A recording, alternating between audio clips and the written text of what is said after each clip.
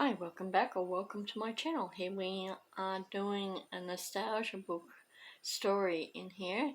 Now the actual column still runs today in the Sunday Mail, so every Sunday I will be doing a story out of this book. Now there is a lot here, as you can see, and the person that started this is Neville Groom.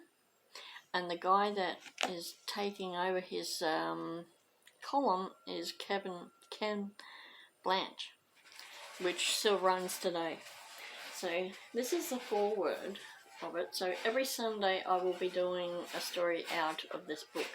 It's not a poem, it's not short stories, it's what people remember back in the day. So the late Neil Groom began writing in a nostalgia column for the Sunday Mail in 1983. It quickly proved popular, evoking memories from tens of thousands of readers, many whom began to write in their reflections of their own.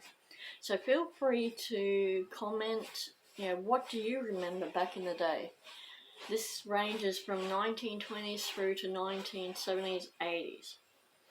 So it was the author's wish that eventually many of these columns could be collaborated into a book, and that the profits from its sale would aid the Children's Hospital Peel, now known as the Curimal Children's Fund.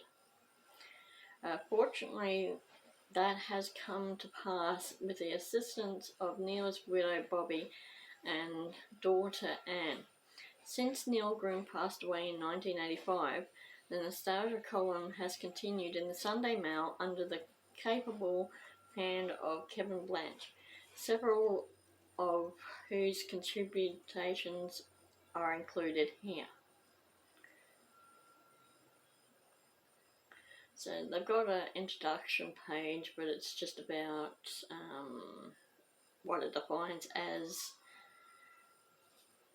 nostalgia. So the first one we're doing, which I think is very appropriate because I've been saying how people don't use their manners anymore, and since Corona, it's just gone out the window. It died with Corona because no one, well, rarely do you actually have someone go past and say hello, or how are you, or open up a door for someone, or stuff like that. And I think more people need to do this. As a society, we should be having good manners. None of this, it's my footpath or my road. No one gives way. No one does anything nice for anyone anymore unless they want something in return. No one's just does something to help someone for the hell of it. It's always, what am I going to get out of it? So this is very appropriate. This one is called Raise Your Hat to the Good Manners Years. Somehow it's not the same. Somewhere along the line, over the decades, a little bit of pleasantry has gone from our lives, which is so true. Somehow we have lost a little bit of respect for each other, and their loss, which most of us consider rather precious, concerns of old-fashioned word manners. Manners just about govern a boy or girl's life years ago. Remember the old children, where are your manners, son? Or mind your manners, young fellow or lady, when an elderly poured rank over the breach of courtesy. Or little boys or girls should be seen and not heard, and any child who did not say please or thank you rated a swift clip around the ear or a withering look at least. There even was a code which every young person knew. One practice was that a gentleman always the walked on the gutter side when walking on the footpath with a lady. Only a boulder would do otherwise. The origin of this old custom, we were told, was that in the days of the dirt road, horses and carts sloshing along through mud and puddles, could spray pedestrians with a splash of muck. The pedestrian walking on the gutter side, if walking with someone, would cop the lot. So through the centuries, chivalry males shielded fair ladies from such a splattering, even in the days of Richmond Road, when only horses around were at Dooman or Eagle Farm. A quaint custom in the days where most men wore hats was that polite males, when a lady entered a lift, would doff their accoutrements. There they are. There they would be a bunch of gentlemen jammed in a lift, hats on the firmly. In would step a lady, and one of accord of would come the hats. Except for an old crab, maybe, who probably wore a belt and braces. Anyway, the black socks with suspenders. A true gentleman offering his lady friend a cigarette from a silver case would light his bag first. The theory was that he would inhale the initial burst of toxic fumes from lighted match, leaving his friend a lungful of relatively unpolluted smoke, if such thing was to happen.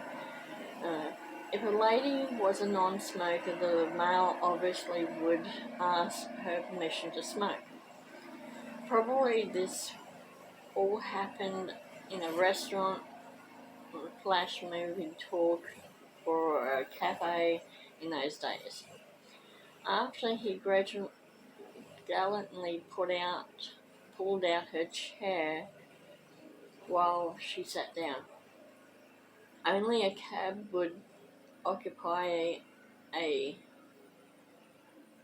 seat in a tram. That makes no sense. Only a cab. Okay.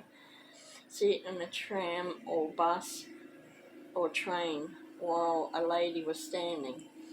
This even applied down the back of the tram, which was the male territory. The up-front cab usually was for girls. Heaven forbid that a man or boy should snuffle a seat before a lady in that section. Although a few yobbo blokes broke the rule, the thing was for males to stand and let the ladies hop on the tram or into the train first. This was flexible ladies before gentlemen rule, breached only by brothers. Ladies before gentlemen applied almost anywhere, though not in pub bars, for in those days ladies did their sipping in the kitchen or wardrobe. They had to. Many a child in those years cringed at the evident. It's manners to wait until you're asked. This meant boys or girls couldn't rip into a plate of goodies or snort a cherry cheer until the parent nodded was given. Damn manners, thought kids. they don't even think about it these days.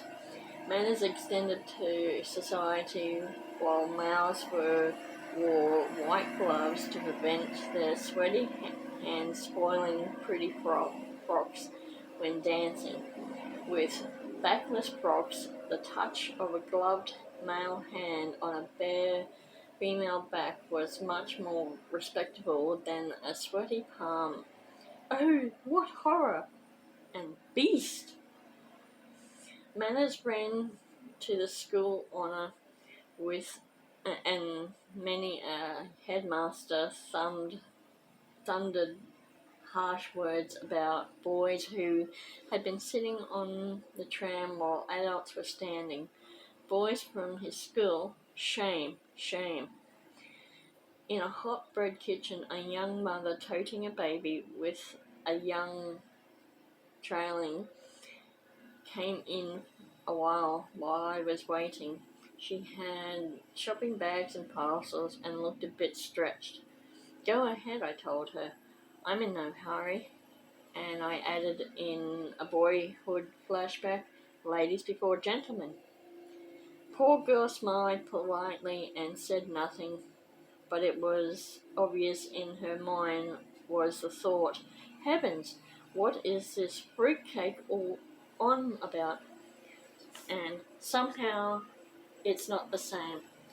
So I hope you enjoyed this. This was the first story of many to come, and I will be doing this every Sunday. So I hope you enjoyed it. Give it a thumbs up, subscribe, do all that fun stuff. And until next time, fellow travellers, have a good one. The next one should be better with the audio, I hope. So help me get to 1,000 subscribers, do all that fun stuff. Hit that like, hit that subscribe button, and don't forget that notification bell. Thank you. Have a good day. Bye for now.